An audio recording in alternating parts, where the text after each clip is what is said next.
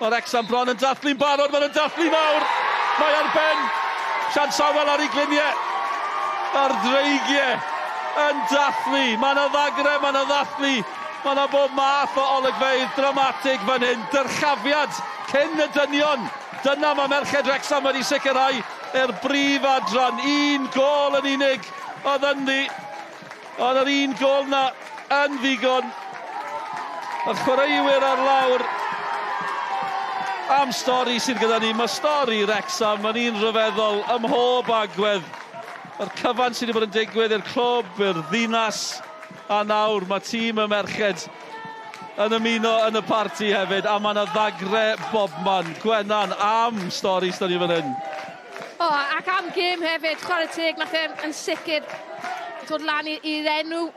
Oedd y ddau tîm yn cystal iawn.